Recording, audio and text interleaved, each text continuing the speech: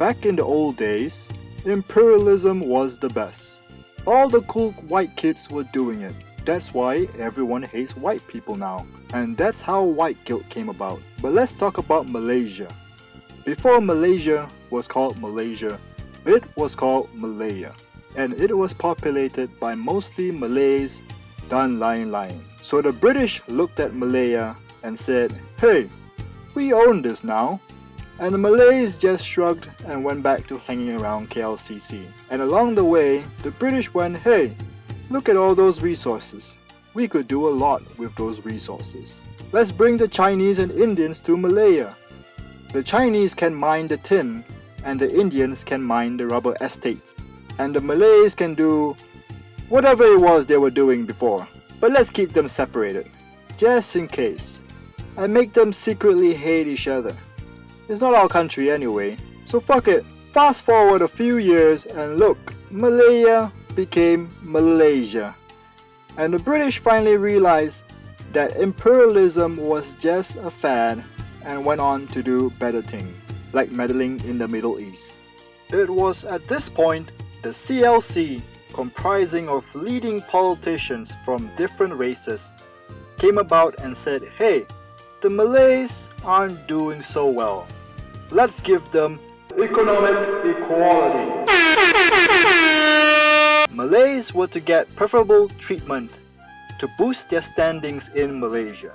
So now Malays were to get what would be known as bumiputra privileges.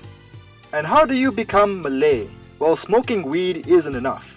According to Article 160, a Malay is defined as someone who is Islam, speaks Malay, and practices Malay customs, like asking younger Malays annoying questions such as, "Sudah kahwin belum?" Despite the growing racial tensions, everyone pretended everything was okay, sort of like how your parents keep telling you their failing marriage is fine. Malaysia was okay for a while until May 13, also known as the deadliest race riot in Malaysia, was actually a real event and not just a threat by Perkasa or other ultra-Malays.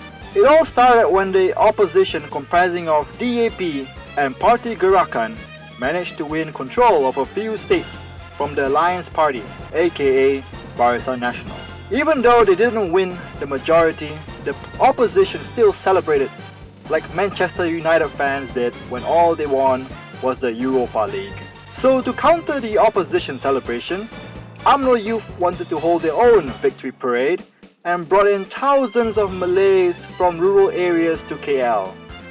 And come on, you know how calm Malays are. They're the most relaxed people we know. Well, nobody knows how it started, but with the racial tension between the Chinese and the Malays at an all-time high, a riot broke out which led to 169 dead. After the riots, politicians argued on what could have prevented it, and somebody recommended the Rukun Negara. Yes, that thing you do in school after every assembly. But this isn't anime, and something you chant every day isn't going to solve anything. So the politicians argued some more.